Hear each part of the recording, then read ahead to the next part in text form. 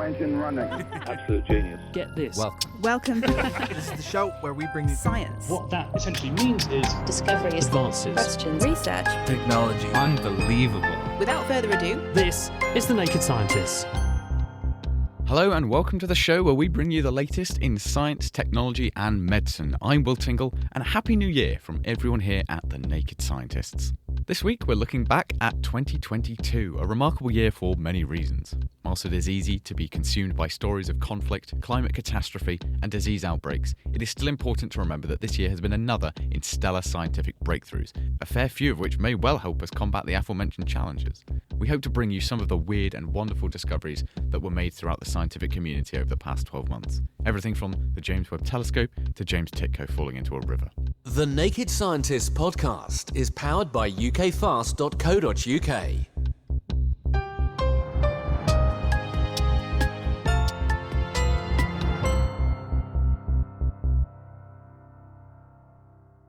Just over a year ago, the spacecraft carrying the James Webb Telescope launched. Successfully deployed, it's now sending back incredible images. Chris Smith spoke to the University of Cambridge's public astronomer Matt Bothwell about the James Webb's plan to look back to the origin of our universe. 5, 4, 3, 2, unité. and Allumage liftoff. UAP, décollage. Decollage, liftoff from a tropical rainforest to the edge of time itself. James Webb begins a voyage back to the birth of the universe. Now, that was NASA's coverage of the launch of its Ariane 5 rocket that was carrying the $10 billion James Webb Space Telescope, which we are told will enable us to see the universe like never before. Well, here to tell us hopefully what is in store for us is the University of Cambridge's public astronomer and author, Matt Bothwell. So, Matt, was it Turkey for you or telescope? Were you watching it? I was watching. It was all about the telescope for me. I was glued to the TV, and everyone that was passing by, I was, frantically showing them the exciting things happening. It was amazing. Did you watch it? I was enjoying my turkey too much, but it did get off the ground.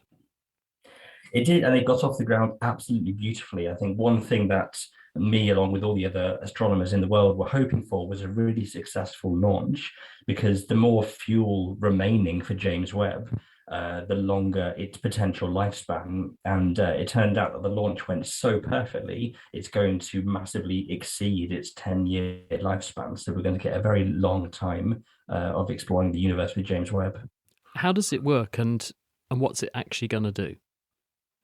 So the telescope is an infrared telescope, so it gets compared to the Hubble Space Telescope quite a lot. I think a better comparison is the Spitzer Space Telescope, which is a bit less well known, but is an infrared telescope that's going to be taking photos of the universe in these long wavelengths of light.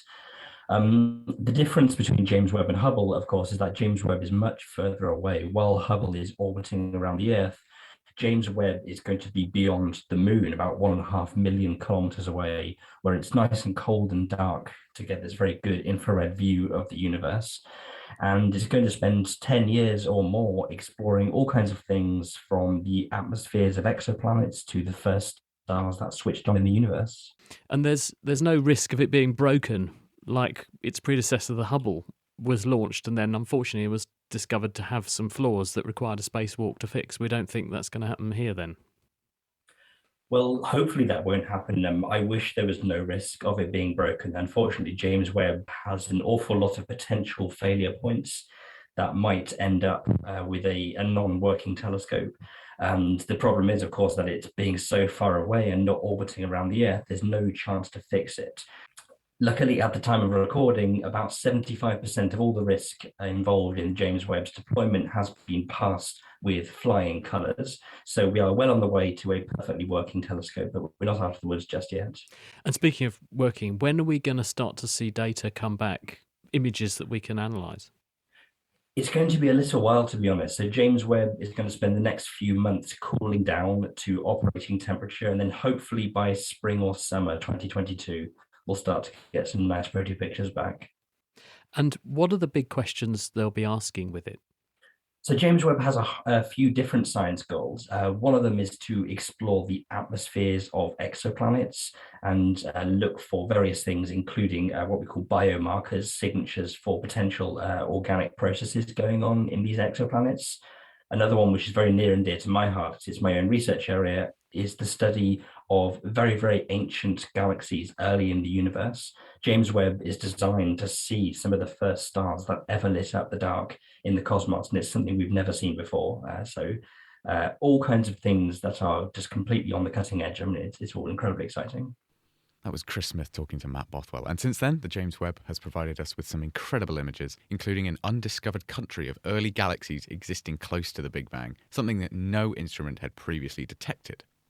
We continue our introspective of 2022 all the way back in February. And whilst that may seem like a while ago, perhaps it wasn't as long as you think, depending on where you're standing. At the start of the year, Professor Jun Yi and his team at the University of Colorado were building the most precise set of atomic clocks ever devised. With these clocks, Professor Yi could prove that time ticks differently depending on how close you are to a large body of mass such as the Earth, and he hoped to harness the measuring of these distortions in time to predict natural disasters and even shed light on dark matter. Robert Spencer takes up the story. In the 2014 movie Interstellar, the protagonists visit a planet deep in the gravitational pull of a black hole. Despite spending only a few hours on the surface, when they return to their colleague in his spacecraft, they find 2 decades have gone by. People find that hard to believe that time is all relative. There's no absolute time. It's called time dilation, and it all depends on where you're standing. The key is gravity. Space and time are interconnected. When we get close to a massive body, both space and time will be curved. That massive body could be a planet or a star. Curved space causes objects to fall towards the body, like a ball falling to the ground or a spacecraft into a black hole. The curvature of time is more mind-boggling. As you approach a massive body, the time that you measure will slow down. It's all a result of Einstein's theory of general relativity. But it's not just a bunch of equations on a blackboard or a plot point for a sci-fi. This was a theory. However, it's been tested over the time and it found to be consistent with the experimental findings. To test this theory, all you need is to take a clock to a place with weaker gravity and one to a place with stronger gravity and compare how fast they tick. For example, objects in orbit will clock up a different amount of time to us on the surface of the Earth.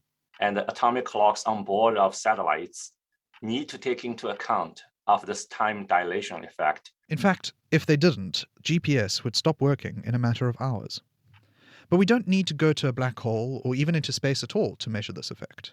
If I put a clock upstairs in my living room and one downstairs in my bedroom, there's a difference. Clock downstairs will tick slower than the clock upstairs because downstairs you're closer to the center of the Earth. And that's why I was late to work this morning. My alarm was delayed due to relativistic effects. That's not necessarily true. No, perhaps not. The effect would be so tiny that we wouldn't be able to detect it. Or could we? Jun Yi has been building the world's most precise clocks, and he's gotten pretty good at it. Unlike clocks we may think of, which use, say, the ticking of a pendulum to measure time, Yi's clocks use the ticking of electrons around atoms. The atom we use is called a strontium atoms. They use lasers shooting very precise photons at these atoms to interrogate them. We can use the frequency of the photon as a handle to tell the time. And with high accuracy in measuring time comes the ability to measure the slightest of changes in gravity. In fact, rather than needing the tens of hundreds of miles to satellites or the few yards to upstairs, Yi's team can measure the difference in gravity between 2 clocks separated by... just a mere millimeter. Yes, that's right. 1 millimeter. The difference in the speed of time here is close to nothing. Each second, the lower clock loses 0.00000000000. This goes on for a while. 0.00000000001. That's 19 zeros. So this is incredibly precise. But Jun Yi and his team are not satisfied with simply measuring gravity and time to this level of accuracy. By measuring the curving of space itself, he hopes to build tools with very real applications. So you can turn that into geological survey tools to sense the changing Earth. By measuring how the mass moving underground distorts time itself, he hopes to be able to predict volcanic eruptions or measure glaciers melting. Or perhaps we could measure changes in gravity not caused by normal mass. We may be able to shed light on the mysterious matters called dark matter that's in our universe but has eluded our detection. But perhaps the most incredible is that when you start measuring gravity on such small scales, you start to probe the relationship between general relativity and quantum mechanics. Quantum mechanics describes microscopic part of the world, how atoms, how photons, electrons evolve. General relativity typically are associated with the macroscopic view of the world. And getting these two theories to play along together has left physicists scratching their heads for decades. Now, measuring the intersection of these models seems within reach. So it will be fantastic if we can start to connect the very microscopic world of quantum mechanics with the very macroscopic world of general relativity. The gravity of this discovery cannot be understated. It may bend our understanding of atoms, space, and time itself. Or perhaps it'll just confirm what we thought to higher and higher precision. Or something in between. It's all relative. Robert Spencer talking with Professor Jun Yi. And from TikToks to, well, TikTok. Social media apps such as TikTok and Facebook have been long scrutinised for aggressive data sharing practices and causing users to feel a greater level of anxiety and self-esteem issues. These problems might even extend out into physical manifestations, as social media was thought to be responsible for an uptick in tick-like behaviours. Julia Raby spoke to Jessica Fry from the University of Florida about what might be responsible. So I'm just on TikTok and I'm looking up the hashtag for Tourette's. The hashtag Tourette's has 5.5 billion views. And some of the top videos are an individual with Tourette's trying to do a COVID test, an individual trying to drink a Coke, and there's also a video here of a young girl with these jerk-like motor movements who's asking, why is this happening to me? So this looks like an individual who has recently developed tick-like behaviours. There's no doubt that these videos are raising awareness of what it is like to live with tick-like behaviours, but are they having an impact beyond that? Jessica Fry from the University of Florida told me what they've been seeing in their clinics over the past year or so.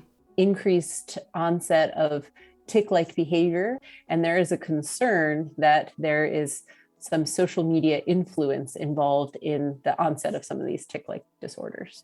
One of the things we're seeing is a lot of the patients that come to us with these new onset tics, they're mimicking a lot of well-known social media influencers. And so they have the same exact or very similar tics to the ones that they've seen in the videos. There have been historical incidences of functional conditions spreading through populations. There was something called mass hysteria, where one person kind of got some sort of thing, and then everyone in the school got the same type of thing. And that's on a much grander scale now with social media use, because it's everywhere, like viral content going kind of worldwide. And being exposed to this content with viral videos of tick-like behaviours could influence those who already have tick-like conditions or are susceptible to them. The tricky part, of course, is that people who have Tourette syndrome or organic tics, a very common manifestation is if they see people with tics, that can actually be a trigger for their own tics and make them tic more. Since the pandemic, with more teens being isolated and online, the occurrence of people coming across tick-like behaviour videos has no doubt increased, which could be a good or a bad thing. Jessica and colleagues are now trying to understand if social media is impacting tick-like behaviours, and have started with a small study looking at the link between social media usage and tic severity. We did see some correlative data between the social media use as well as tic severity. There is no correlation between social media use and tic frequency. And what was particularly interesting was only 5% of participants actually reported using social media to look up things related to tics and Tourette syndrome. This was a surprise, because our hypothesis going into this was that if you're going to be watching more videos on social media related to tics and Tourette syndrome, that may generate more severe or more frequent tics. So we did see a correlation, but don't really have an explanation for the causation quite yet. These results can be hard to untangle given that stress is a known influencer of increased tic-like behaviour. Given the pandemic, the increased social media use, which one is it?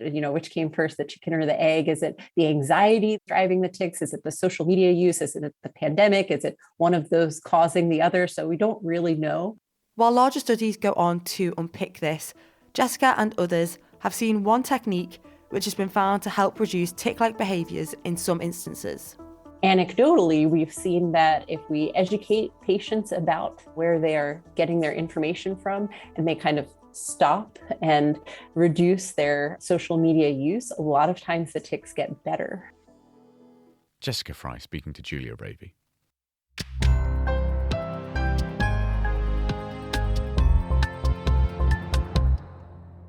It's The Naked Scientist with me, Will Tingle, looking back at a year of science. Still to come, how fertilizers affect a plant's electrical field and why teenagers are prone to ignoring their mother's voice. But before we discover those past treasures, we must return to March of this year to do the same. Ernest Shackleton was the explorer who led 3 British expeditions to the Antarctic and was a pioneer of the Antarctic exploration age. During a voyage to the South Pole in 1915, his ship, the Endurance, became trapped in pack ice and sank in the Weddell Sea. Miraculously, all of the crew survived, but the ship was lost for 107 years. That was until the research vessel S.A. Agulhas II struck gold. Robert Spencer tells the story.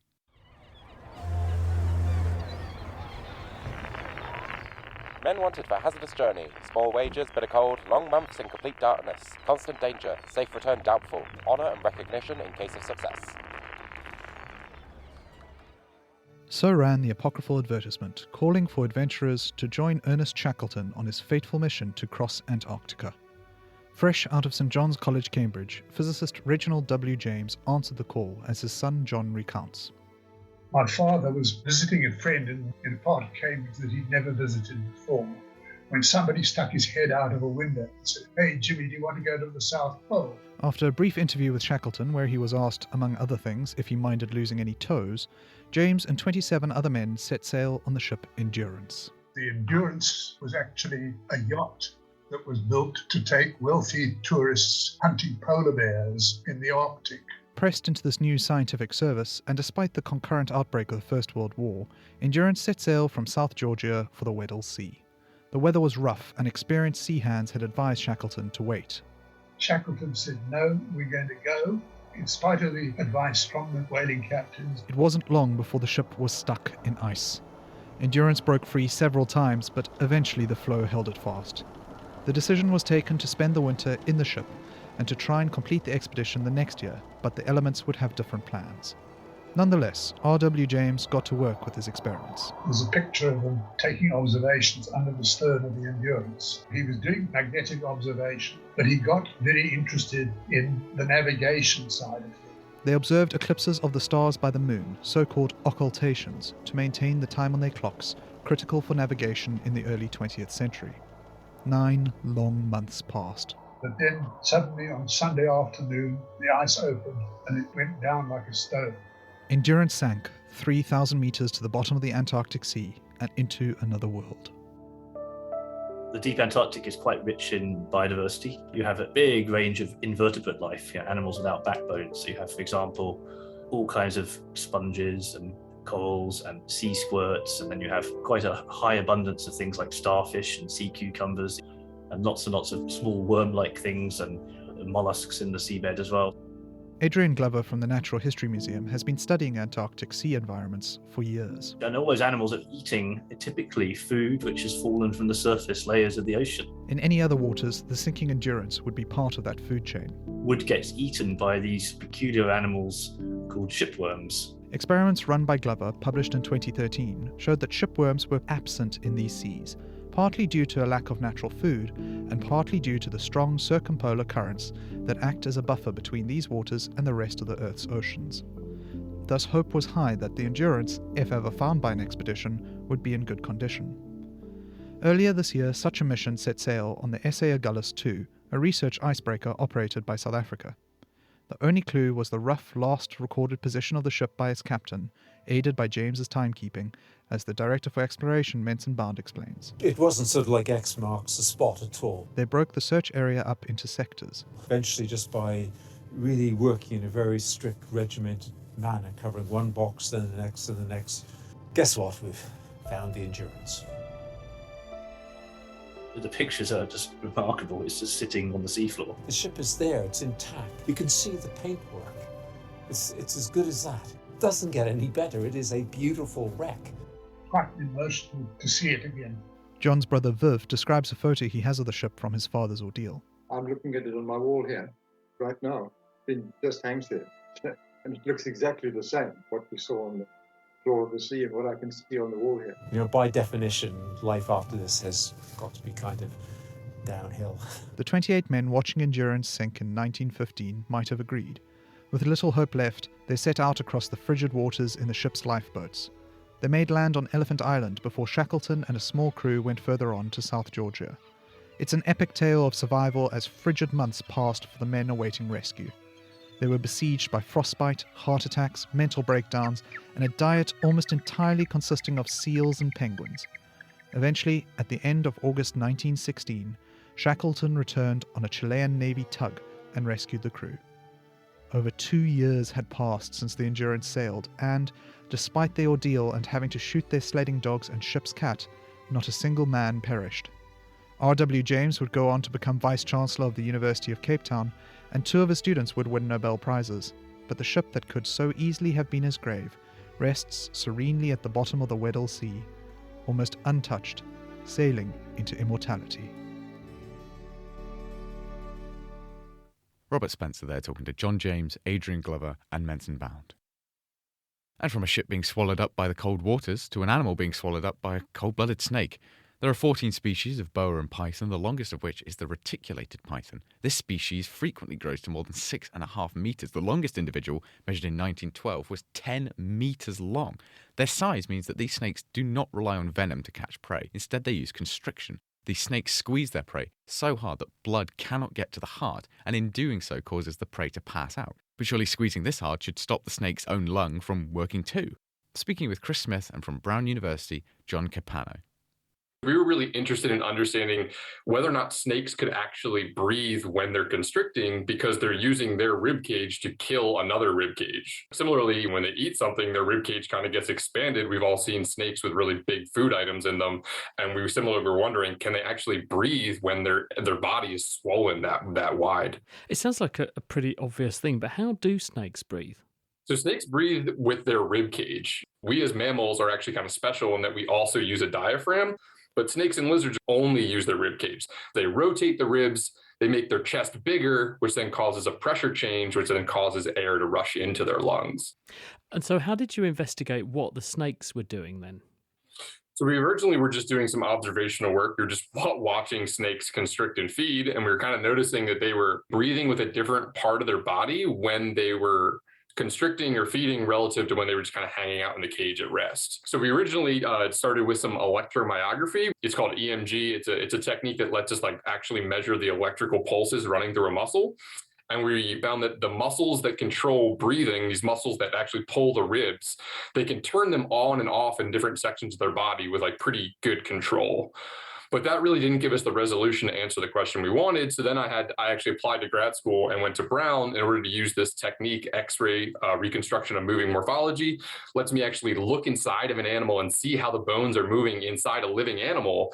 And then when I did that, I was able to actually use a kind of an experimental setup to prevent rib motions in one part of the body and then see if the snake would then shift it somewhere else, kind of analogous to what would happen during constriction or eating something really big.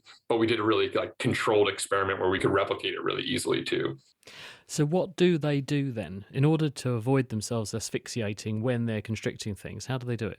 So what we found is, so snakes have pretty long lungs. They're in boa constrictors, their lungs are about 30% of their body length. And in other snake species, they can go up to 70 or 80% of their body length. But in these boas, they have the front part of the lung where gas exchange happens, and then the back part, which is just kind of a bag.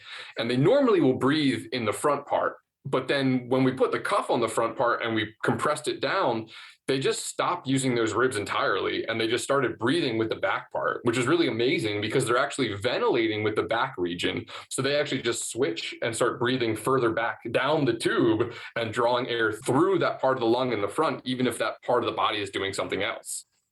Is there not a sort of chicken or egg situation here then? Because in order to do this sort of behaviour, that had to evolve for them to be able to do that in the first place, which then meant they could feed this way. How do you think it appeared, this behaviour, in the first place? Yeah, that's the real difficult question of this study, is that it's really hard to tell which came first, the chicken or the egg in this scenario, because you're right, like constriction and large prey ingestion, they like require you to be able to breathe while you're doing them. So it would be really difficult for early snakes to exaggerate these behaviors to like eating prey that's like 100% their own body size. It's like me eating a cheeseburger that weighs 180 pounds in one bite. That would be really difficult if you couldn't already breathe while doing it. So we think that this modular lung ventilation mechanism either preceded constriction and large prey ingestion or sort of involved in concert with it. And then the feedback of being able to breathe a little bit better allows you to maybe constrict something a little bit bigger and then eat something a little bit bigger. And then the feedback of having that ability would then allow you to exaggerate these traits even further.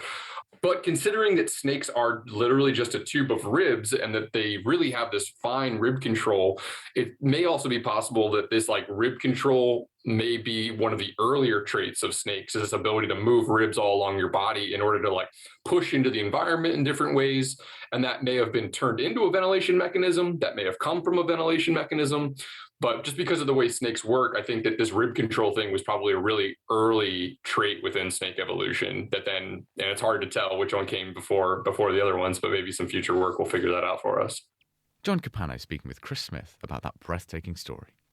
And from the tight embrace of a serpent to the tight embrace of a loved one, oxytocin is the brain's hug hormone. It helps us bond with our babies and lovers and makes us more inclined to trust others. And as Claremont Graduate University's Paul Zak found earlier in the year, the older we get, the more of it we make. And this could well be linked to a stronger urge to connect with others. And after hearing the news, James Titko experienced the sudden urge to call someone very special to him. Hello?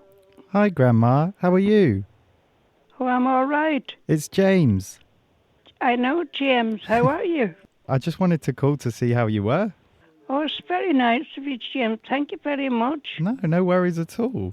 I'm not too bad, but you don't sound like James. Why'd you say that? It'll be because I'm on the studio microphone, probably. Paul Zak and his team have been showing that as you age, your brain trains itself to release more oxytocin, and through further reinforcement from positive social interactions, you have further desire for these behaviours. I asked him how they managed to show this. Well, many neuroactive chemicals like testosterone and estrogen decline with age. We want to see what the release of oxytocin would do. So we measured the change in oxytocin in blood after a short video in people aged 18 to 99, and then related that change in oxytocin to a variety of behaviors to understand not only is the release changing with age, but is it affecting behavior? And in fact, we found that the older people were, the more oxytocin they released and the more helping behaviors they engaged in. You said you were showing a video to 100 people. What exactly was the video, and how did you know that it was a sort of an oxytocin inducer? If I use a video, this is a video we've studied extensively in my lab for the last 15 years, and many other people now have used it as well. It's a really consistent way to induce the brain to make oxytocin. There's a video of a father and his 2-year-old son. The son's dying of brain cancer. It's super sad. It's very sweet and warm. And then we gave people, in addition, a chance, since we were torturing them by drawing their blood, we paid them. We gave them a chance to donate some of the earnings to the research hospital that had produced the video. But then we went further. But we also looked at the change in oxytocin related to previous prosocial behaviors.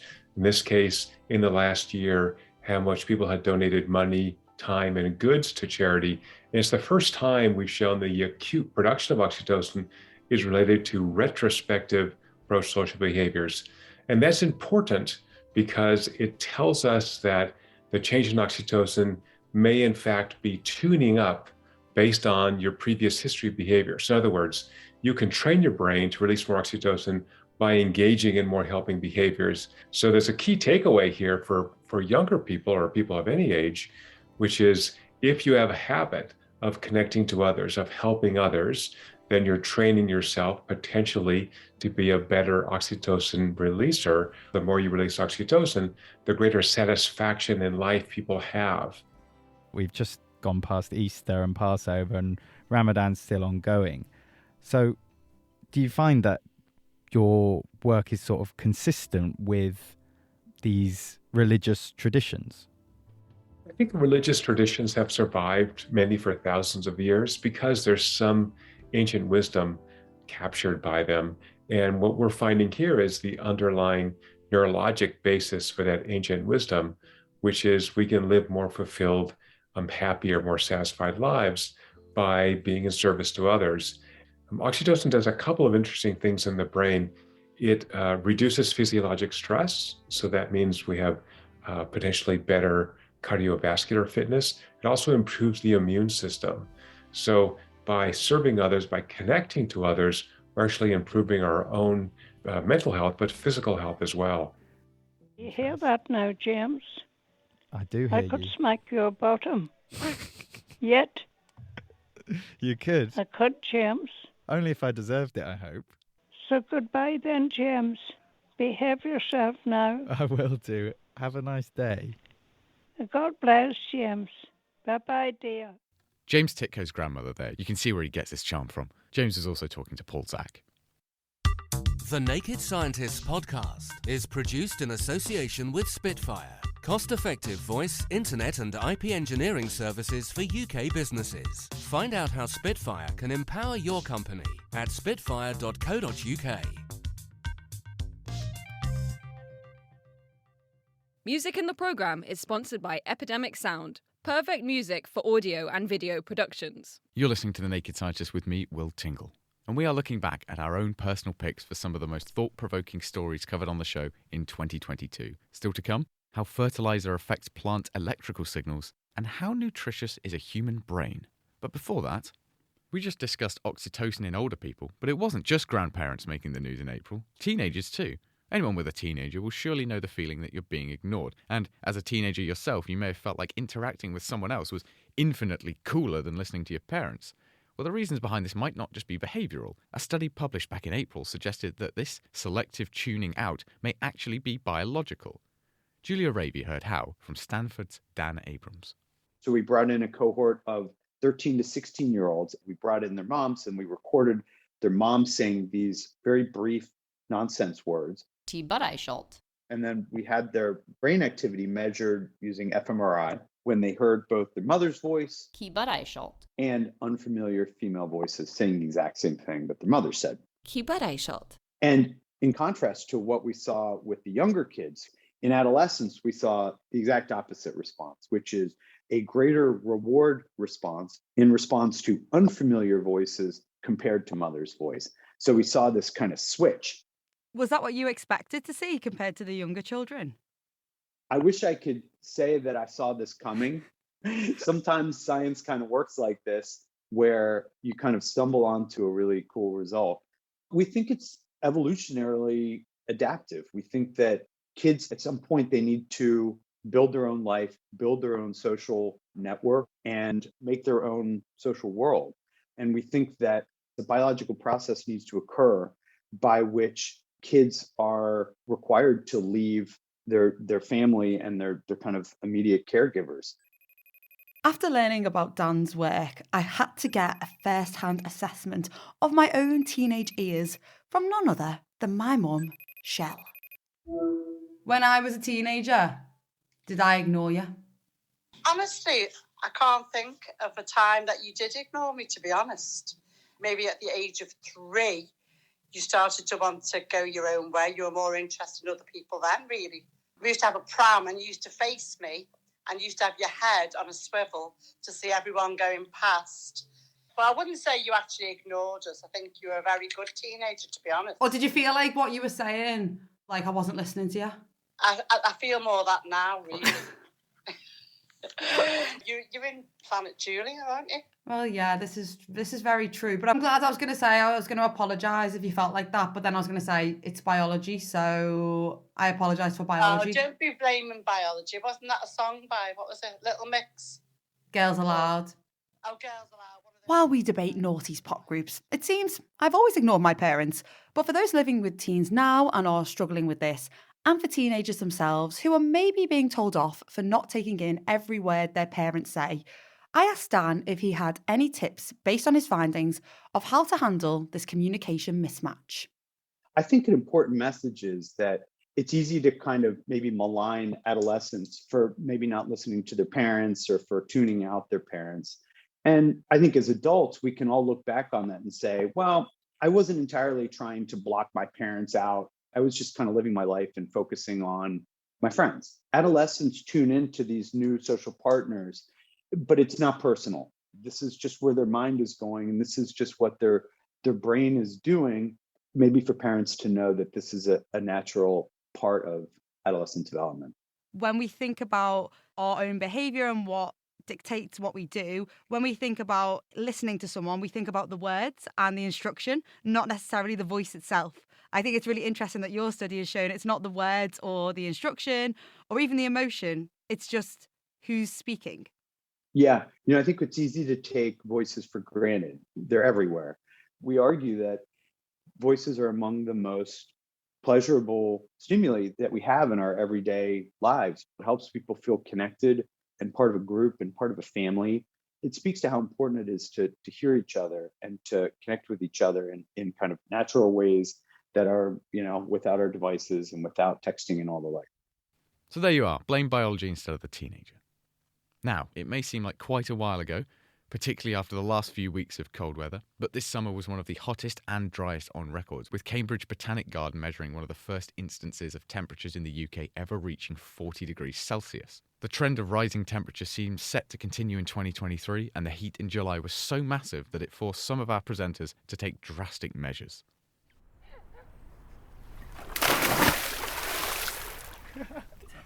That was quite impressive, James. Are you going to take the stairs? I'm taking the slow way in. Sneaky. Christ.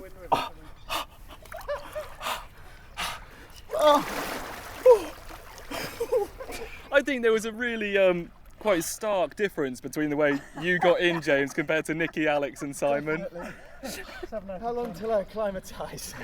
Well, I think you need to move. Give it a minute. Okay, I'm good.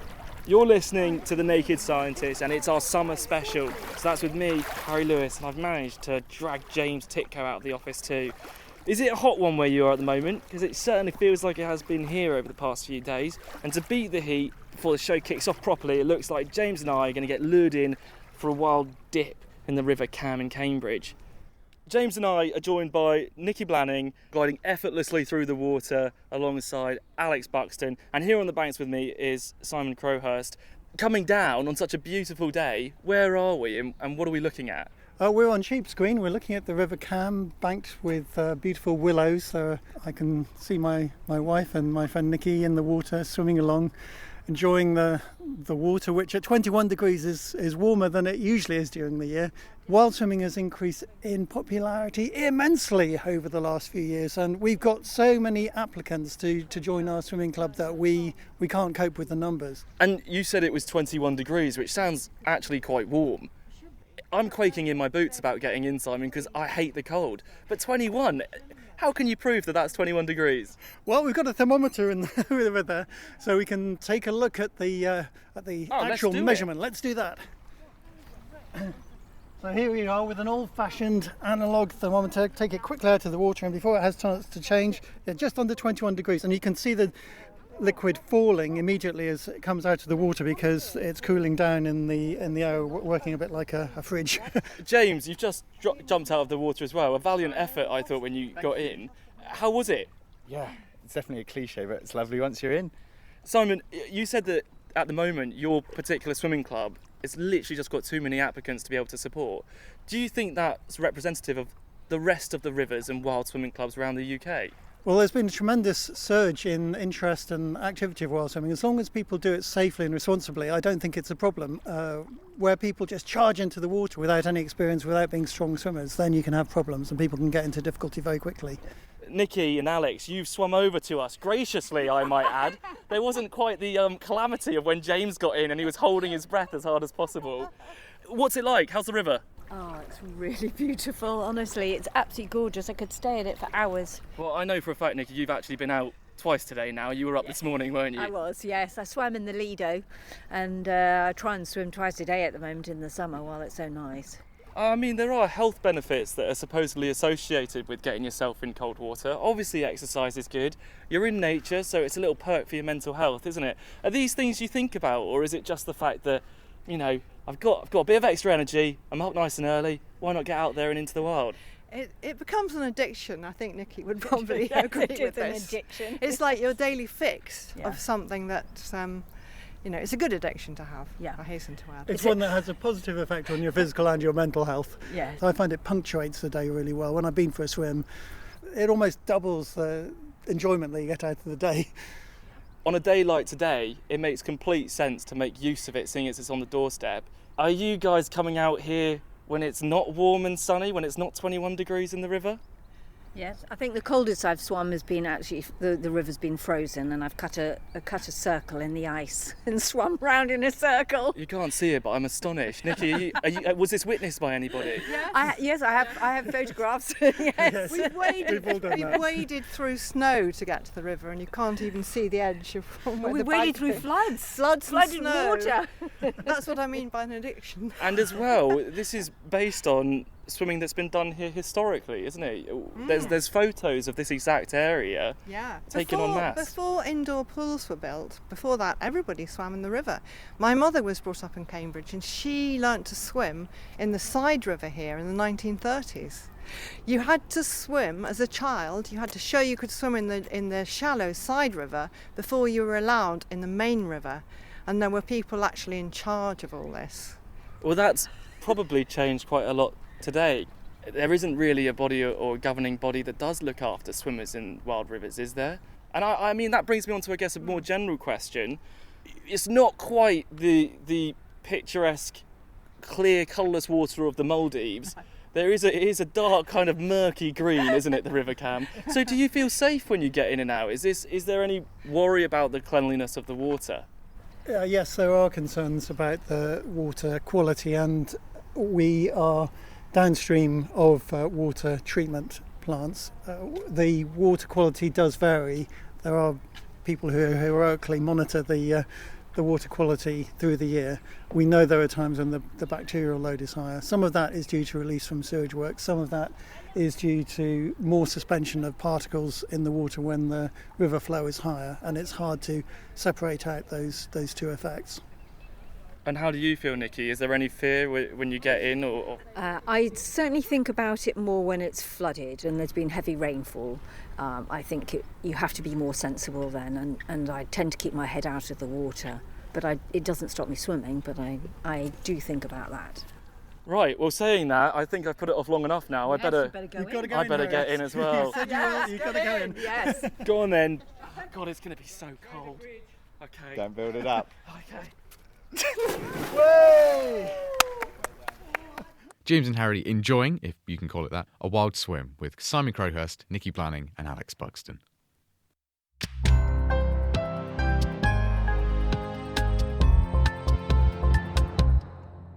You're listening to The Naked Scientist with me, Will Tingle. Still to come, how does a black hole spin and how nutritious is a human brain? But before that, an extraordinary study into the electrical fields around flowers. Electricity has been around long before we learned to harness it, so it stands to reason that many organisms will have evolved methods of manipulating electric fields as well. I spoke to Sam England about how these fields are formed and the way that synthetic fertiliser may be affecting them. The electric fields around flowers kind of have two main sources that we're aware of. One comes from their interaction with the atmosphere. So these flowers are conductors to some extent, in the same way that the metal in your wires and your electrical appliances at home are conductors. Actually, plant tissue is quite conductive too. Now, the interesting thing is that these plants are obviously stuck in the ground, but they're pointing up above the ground into the atmosphere. And the atmosphere actually has an electric field in it too. And when this gets really strong, that's when you see things like thunder and lightning. But even in fair weather, there is still some amount of vertical electric field in the atmosphere. What this means is that the grounded plant, relative to the air around it, actually has an electric field coming off of it because it's not at the same electrical charge as the surrounding air. But also, in addition to these kind of electric fields that are generated by their interaction with the atmosphere, the plant itself also has all kinds of physiological processes going on inside it, where it's, transporting ions and signaling within the plant between cells that also generate an electric field external to the flower. So those are the two main sources of kind of electric field around flowers that we know of at the moment. And how would insects such as bees use these electrical fields to detect the presence of flowers? Something that's really cool and that we've only really discovered over the last decade or so is that a couple of different species of insect are able to detect electric fields in air. And the way that they do this is that basically hairs on their body get pushed around by the electric field. If you think about the same way as when you charge a balloon up with your hair, the balloon can kind of push your hair around.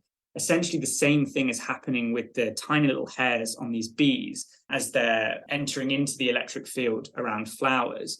And the cool thing is that it might actually provide some useful information to them. One, in theory, they could be using it to just detect the location of flowers, but of course they have excellent senses of smell and also vision that help them do that. But something that we have discovered previously is that when a bee visits a flower, it modifies that electric field around the flower for some amount of time, on the order of a few minutes. And so then a bee that comes along after that first bee might be able to detect that difference in the electric field and essentially use it as a cue as to whether a bee has visited that flower recently, and that maybe the nectar might be diminished because it's been visited recently. So it might basically give these bees a bit of a clue as to whether there's a good amount of nectar in that flower or not.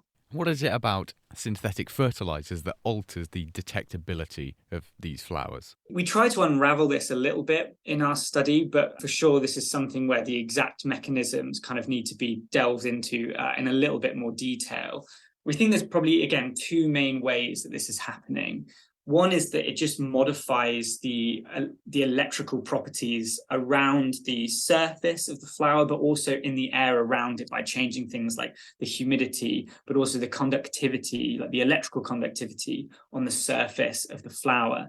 And this essentially means that the electric fields kind of travel in a different way through the material, which can make them stronger or weaker. And in the case of the fertilizers that we looked at, it seemed as if they actually make the electric field stronger, which might be quite confusing to the bees.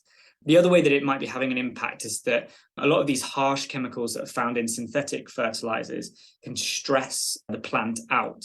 And when they do this, that will basically cause the plant to start moving ions around, kind of signaling within the plant between different cells to essentially tell other parts of the plant that, oh, maybe we're in a bit of trouble here, which again, that will change the electrical profile of the flower. Finally, what would be the ramifications on insect populations and their relationship with flowers because of this discovery?